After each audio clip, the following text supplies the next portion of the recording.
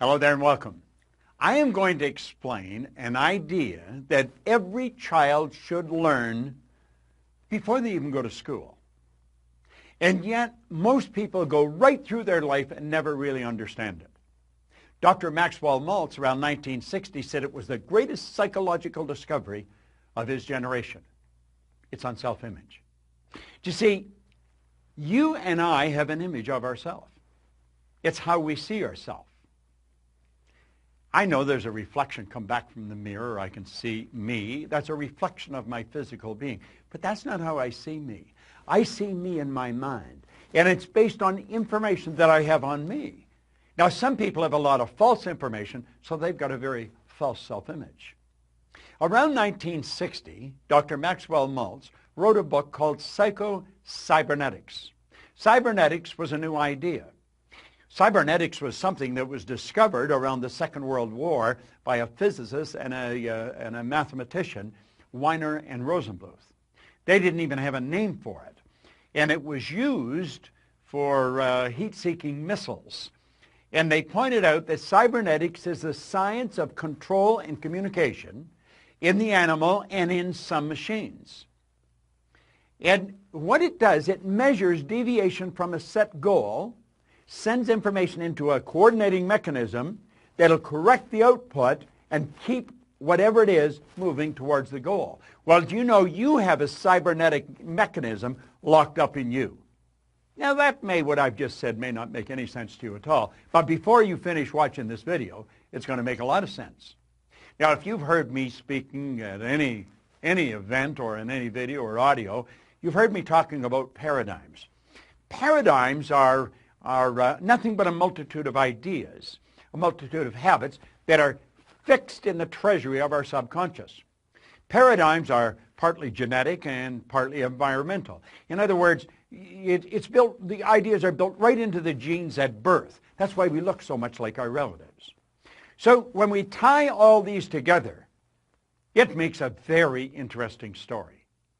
And I'm going to ask you to sit back, take notes if you want, but really pay attention. If you have kids in school, this is critical. If you're in sales, your sales will skyrocket. Relationships, just anything that you're going to do is dependent on how you see you. So let's think about it. Cybernetics and paradigms. Very, very interesting subject.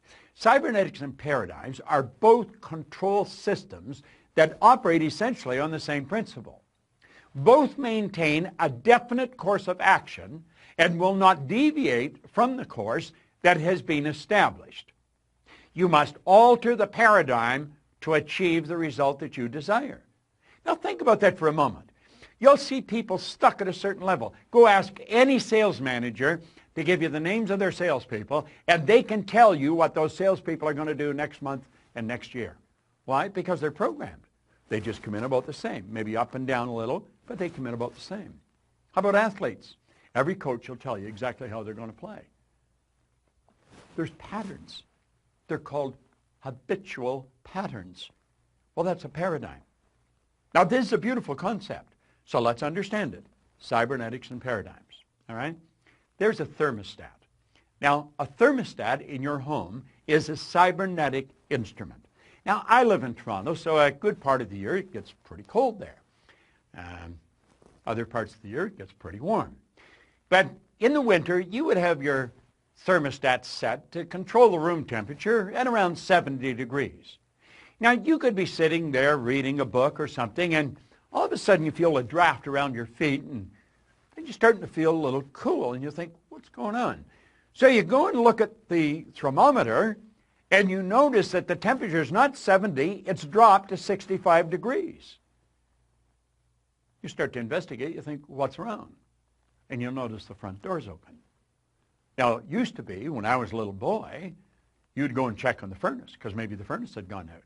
And you'd have to shake all the ashes down and build another fire and get it going again. Not today.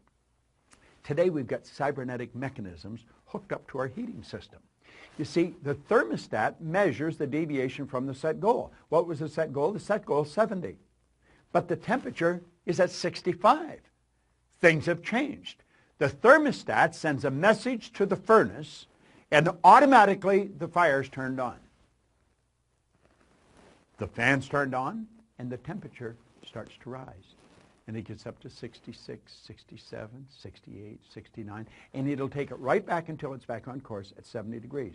And then the fire and the fan are turned off. Now think of that. And it all happens automatically. That's a cybernetic mechanism. Interesting, isn't it? Do you know you've got a cybernetic mechanism in you? Let's look at it another way. Let's look up at the sky. Here's a big plane. Now, the automatic pilot on a commercial plane is a cybernetic instrument. That's exactly what it is. And you see, a flight pattern is programmed into the plane's computer system. When the plane goes off course, the cybernetic system measures the deviation from the said goal, and it corrects the flight pattern. The plane is brought back on course. It's correct, correct, correct, correct, correct. Do you know a rocket going to the moon is off course 97% of the time? Let's take a look at it from a different perspective. There's a plane leaving Chicago, and it's flying to Paris. Now, when the plane leaves the vicinity, it's just getting off the ground. You see the wheels are still down. It's just getting up there. The automatic pilot is flipped on. The pilot could come back and have dinner with you. Now, they don't leave the cockpit, but they're not necessarily doing anything. It's all done automatically. And you see, when that plane's flying along, it gets hit by some turbulence, gets knocked off course. Do you know what happens? The cybernetic mechanism cuts in. It's activated, and it puts the plane back on course again. It all happens automatically. Pilot doesn't even have to do anything. But ultimately, although it goes off course and gets knocked back on course, it ends up in Paris. Now think about that for a moment. Here's you, and you have locked into your subconscious mind a self-image. And that self-image operates like a cybernetic mechanism. Okay? Your self-image is a cybernetic instrument. Now, let's suppose your self-image is that you are overweight. Oh, you don't talk about it. You don't want anybody else to talk about it. But inside you feel you're overweight. And you just get to a point where you can't handle it anymore, so you make a decision, I'm going to go on a diet, and you instantly move into action. Now what happens? Well, you start to lose weight. Why? You're starving yourself. You don't eat anything white, and on we go. No more chocolate. Why? Because they make you fat. That's not what makes you fat. It's the image that makes you fat. If you had a skinny image, you could eat all the chocolate in the world. You just pass off what's not needed for the manifestation of the image through your eliminative system. Eliminative system is one of the systems in your body. Now here's the point. When a person who is overweight goes on a diet without changing or altering the self-image, any weight loss is temporary. That's why people gain and lose tons in a lifetime. Say they lose it, you're automatically programmed to find whatever you lose. The self-image, being a cybernetic instrument, measures the deviation from the set goal and immediately corrects the course. The weight that was lost will be found. You see, you look at the scales, you don't relate. That's not really me. That's not really me. So what happens? The weight's put back on again. Isn't that interesting? I know. If you have a weight problem, you're saying, damn, I never knew that. Well, now you do know it. But you see, if you're going to change the weight, you've got to change the paradigm. That's what our company's all about. We help people change paradigms. We help them live in the body they want to live in. I'm so happy and grateful now that I'm at my perfect weight. I'm looking good. I'm feeling great. You can do that. You can live the way you want to live. You're God's highest form of creation. Where's another area that we could use? Well, you can use it in any area. Let's take a child in school. Now, this is all in Psycho-Cybernetics, Dr. Maxwell Maltz's book. And here's something else. What's the point of making heroic vows of amendment if the same old lawbreaker is going to keep them? I am going to take the weight off. But you don't change the lawbreaker, the paradigm. Emerson was right. Of what use to make heroic vows of amendment if the same old lawbreaker is going to keep them? Let's look at a student in school, all right? Now, there's the subconscious mind, okay? And the student, the image, child has an image. You see, the child's self-image is a cybernetic instrument. That's exactly what it is. And the child has an image of poor grades.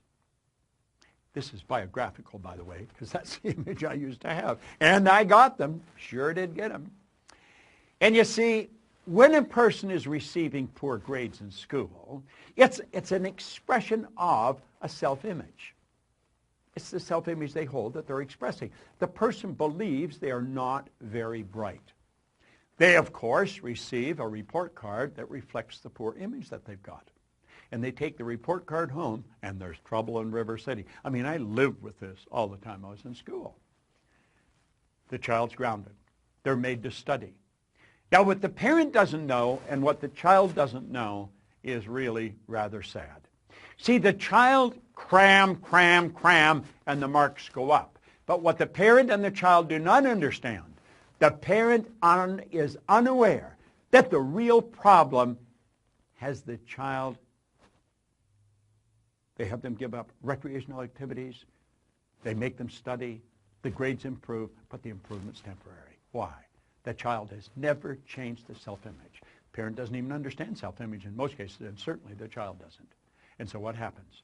Oh, they got a good test. When the report card comes out, nothing's changed. Now, why would people live that way? They live that way because they don't know any different. And that is rather sad. See, we should learn to live the way we really want to live. We've got to understand this concept of self-image, of cybernetics, of paradigms. You know, Oscar Wilde said something really beautiful one time. He said, selfishness is not living as one wishes to live. Selfishness is asking others to live as one wishes to live. You've got to develop the courage. You've got to develop the awareness, the wisdom to live the way you really want to live. Life is very short, and it's over very fast. And you can have, do, or be anything you want. You're God's highest form of creation. If you really want to check in to programs that will change the course of your life forever, understand this. Myself and my associates in our company spend all their time studying this. I have personally been studying it for over 50 years. We have some of the best programs in the world. Some of them run for a week, some run for a year, some run for an hour every day. But I'll tell you this, they'll have you running in the direction that you want to go for the rest of your life. Leave us your information. Let us talk to you. And absolutely refuse to spend another day living the way someone else wants you to live, so that they're going to be happy with you. See, most people live the way they think other people think they should live. At the very best, that's got to be a bad trip. This is your life. Make it a phenomenal experience. This is Bob Proctor. Thank you.